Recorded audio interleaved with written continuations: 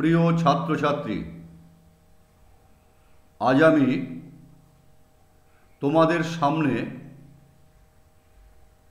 বিভাব নাটকের কিছু অংশ আলোচনা করব। আশা করব তোমরা মন দিয়ে শুনবে।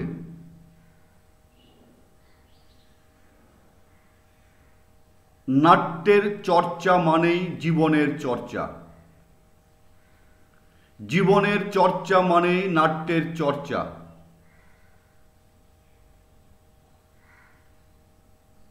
এই কথাটি যিনি বলেছিলেন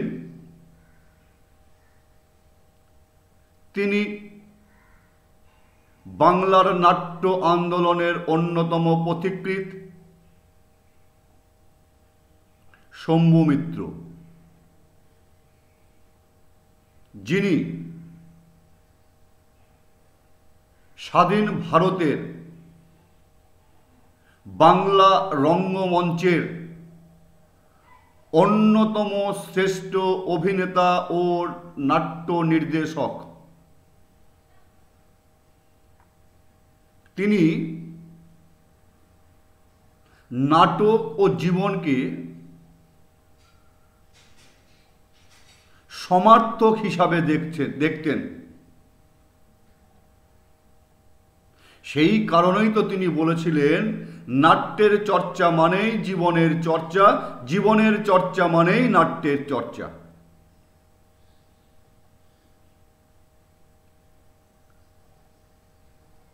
তিনি অন্যতম শ্রেষ্ঠ অভিনেতা ও নাট্য নির্দেশক এবং বাংলার নাট্য আন্দোলনের অন্যতম পথিকৃৎ।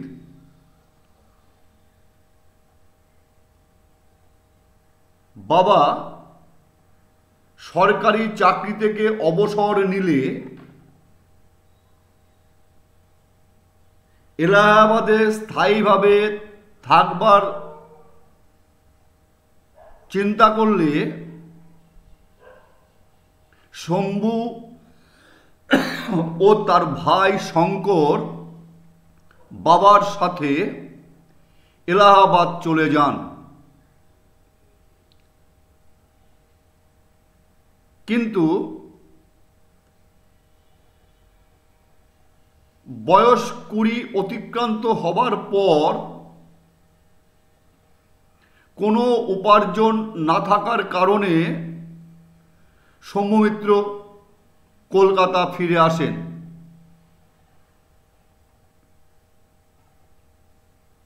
তখনকার বিখ্যাত অভিনেতা ভেমুন রায়ের সঙ্গে পরিচয় সূত্রে তিনি অভিনয়ের জন্য নাট্য দলে যোগ দেন। পূর্ব পরিচিত বিখ্যাত নাট্যকার। কোন দলে যোগ দিলেন? রংমহলে অভিনয়ের জন্য যোগ দিলেন।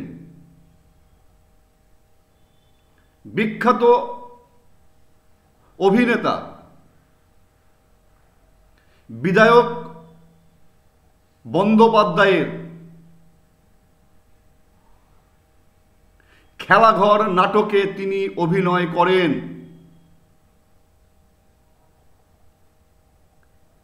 আরও ঘূর্ণি, রত্নদ্বীপ প্রভৃতি নাটকেও তিনি সেখানে অভিনয় করেছিলেন। মিনার্ভা থিয়েটারে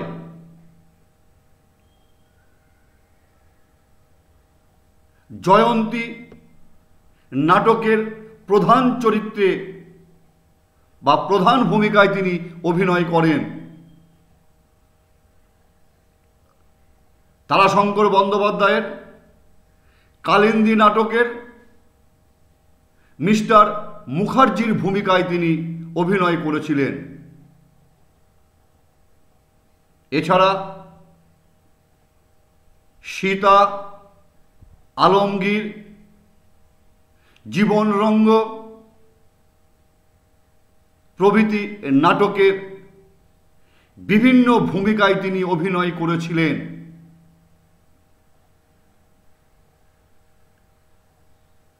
তিনি ভ্রাম্যমাণ নাট্যদলে যোগ দিয়েও সেখানে অভিনয় করেছিলেন।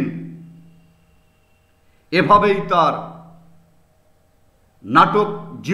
নাট্য জীবনের প্রথম পর্ব অতিবাহিত হয়। এরপরে অভিনয়ের তাগিদে সৌম্যমিত্র ভারতীয় গণনাট্য সঙ্গে যোগদান করেন অভিনয়ের তাগিদে। ভারতীয় গণনাট্য প্রযোজিত নাট্যভারতী মঞ্চে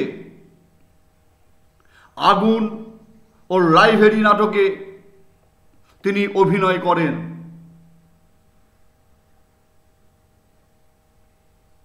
বিজন ভট্টাচার্যের জবানবন্দি নাটকে তার নির্দিষ্ট কোনো ভূমিকা বা চরিত্র ছিল না। যদি কোনো শিল্পী অনুপস্থিত থাকতেন তাহলে তাকে সেই অভিনয় তাকে করতে হতো। এছাড়া তিনি নবান্ন নাটকের পরিচালনার দায়িত্বও তিনি ছিলেন। এরপর তিনি গণনাট্য সংঘ ছেড়ে দেন, কারণ ভারত তখন সদ্য স্বাধীন হয়েছে। সদ্য সৃষ্টি হওয়া উদ্বাস্তু সমস্যায় দেশ জর্জরিত। তীব্র খাদ্য সংকট, তীব্র আর্থিক সংকট, বেকারদের সংখ্যা দিন দিন বাড়ছে। খাদ্যের দাবিতে প্রতিবাদ আন্দোলন আছড়ে পড়েছে কলকাতার রাজপথে। নিষিদ্ধ কমিউনিস্ট পার্টির নেতারা কেউ বা কারাগারে বন্দী আছেন, কেউ বা গা ঢাকা দিয়ে আছেন।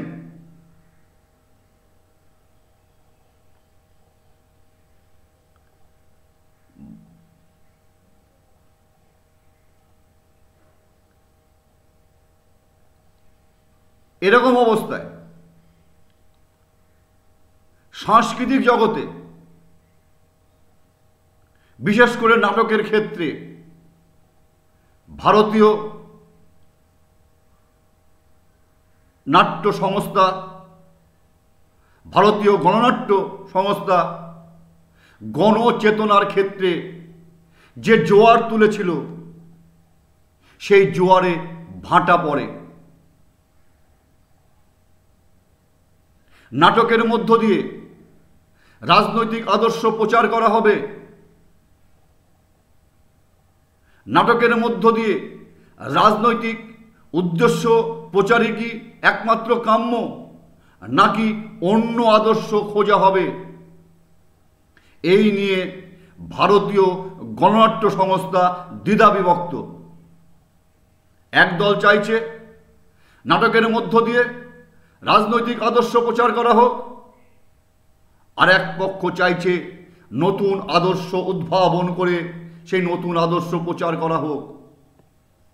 এই নিয়ে ভারতীয় গণনাট্য সংস্থা দ্বিধা বিভক্ত। সৌম্যমিত্র দল ছাড়েন। কিছু সমভাবাপন্ন মানুষদেরকে নিয়ে তিনি ভারতীয় গণনাট্য দল ছেড়ে দিয়ে নতুন দল গঠন করেন, তার নাম দেন বহুরূপী। এই বহুরূপী নাট্যদলের প্রাণপুরুষ সৌম্য মিত্র। এই বহুরূপী নাট্যদলের প্রথম নাটক উল্লু খাগড়া। নাটক রচনা, নির্দেশনা, প্রযোজনা সৌম্য মিত্র। পরবর্তী নাটক তুলসী লাহিড়ীর লেখা ছেঁড়া তার, এবং তার পরবর্তী নাটক বিভাব আমাদের আলোচ্য। এই বিভাব নাটকে নাট্যকার প্রথাগত নাটকের যে ছক আছে সেই ছক থেকে তিনি বেরিয়ে এসছেন। যেভাবে নাটক মঞ্চস্থ হয় সেখান থেকে তিনি বেরিয়ে এসছেন, আর এই বেরিয়ে আসার ক্ষেত্রে তিনি অনুপ্রেরণা পেয়েছেন দেশি ও বিদেশি বিভিন্ন নাটকের ঐতিহ্য দেখে। বলা যেতে পারে সংস্কৃত নাটক, উড়িয়া যাত্রায়, মারাঠি তামাশায়, জাপানি কাবুকি থিয়েটারে।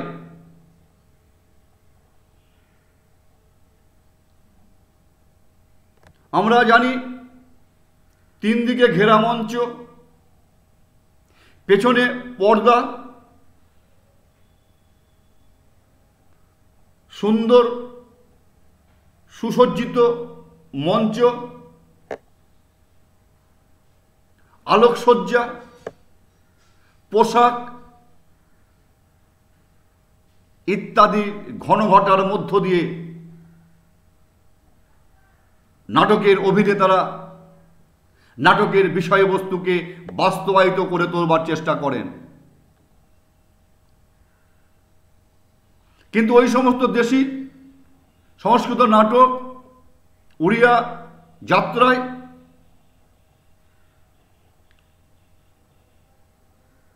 জাপানি কাবুকি থিয়েটারে, মারাঠি তামাশায় এই রকম কি কোনো ব্যবস্থা ছিল না। তিনি সেইগুলি দেখে তিনি অনুপ্রাণিত হলেন এবং নাটক রচনার, নাটকের যে প্রথাগত যে রীতি আছে, নীতি আছে, তা সেই গণ্ডিকে ভেঙে তিনি বেরিয়ে আসলেন। তাহলে তিন দিকে ঘেরা মঞ্চ, পেছনে পর্দা, আলোকসজ্জা, পোশাকের পরিপাটি আড়ম্বর ইত্যাদির মধ্য দিয়ে অভিনেতারা নাটকের বিষয়বস্তুকে দর্শকের সামনে উপস্থাপিত করেন। সৌম্য মিত্র এইসব বাদ দিয়ে শুধুমাত্র অভিনয় ও অঙ্গভঙ্গির দ্বারা নাটকের বিষয়বস্তুকে যে দর্শকের সামনে হাজির করা যায়, নাটকের বিষয়বস্তু যে দর্শকের সামনে তুলে ধরা যায়, তা দেখিয়ে দিলেন সৌম্য মিত্র, তৃপ্তি মিত্র, অমর গাঙ্গুলি ও বহুরূপী সংস্থার অন্যান্য সদস্যরা এই বিভাব নাটকের মধ্য দিয়ে। এই নাটকটিতে দর্শক ও অভিনেতার মধ্যে কোনো ব্যবধান ছিল না। দর্শক ও অভিনেতার মধ্যে যে ব্যবধান থাকে সেই রকম কোনো ব্যবধান ছিল না। প্রত্যেকে নিজ নিজ নামে বা প্রত্যেক অভিনেতারা নিজ নিজ নামে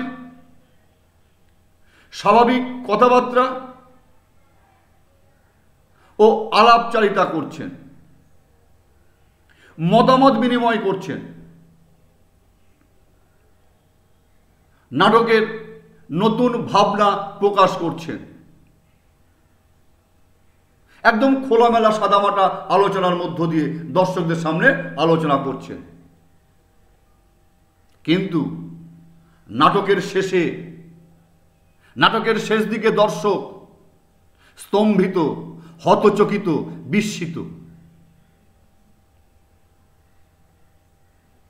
নাটক যত এগোচ্ছে, স্বাভাবিক কথাবার্তা, মত বিনিময়ের মধ্য দিয়ে নাটক যত এগোচ্ছে, নাটকের শেষ দিকে দর্শক বিস্মিত হয়ে যায়, অবাক হয়ে যায়। বিদ্রূপের তীব্র কষাঘাতে বাঙালির নতুন চেতনার যে বন্ধন, সেই বন্ধন তিনি ভেঙে দেন। তীব্র কষাঘাতের মধ্য দিয়ে বাঙালির চেতনাকে তিনি, যে চেতনা মনের মধ্যে আছে, সেই চেতনাকে তিনি ভেঙে দেন এবং তাদেরকে বাস্তবের মুখোমুখি দাঁড় করিয়ে দেন। বিভাব একটি সুন্দর সফল শিল্পরূপে আমাদের সামনে ফুটে উঠেছে। প্রয়োগ রীতির মধ্য দিয়ে তিনি বিভাব নাটকের মধ্যে বিপ্লব ঘটিয়েছেন। কোনো মঞ্চ নয়, কোনো আলোকসজ্জা নয়, কোনো পোশাক আশাকের কেরামতি নয়, শুধুমাত্র অঙ্গভঙ্গির দ্বারা, শুধুমাত্র স্বাভাবিক কথাবার্তার দ্বারা যে দর্শকের মন জয় করা যায়, বিভাব নাটকের মধ্য দিয়ে নাট্যকার সৌম্য মিত্র আমাদের সামনে তা তুলে ধরেছেন। আমি এই পর্যন্ত আজকে তোমাদের সামনে বললাম। পরবর্তী ক্লাসে আমি বিভাব নাটকটি নিয়ে বিস্তারিত আলোচনা করব। তোমরা সকলে ভালো থেকো, তোমরা সকলে সুস্থ থেকো। দেখা হবে পরের ক্লাসে। ধন্যবাদ।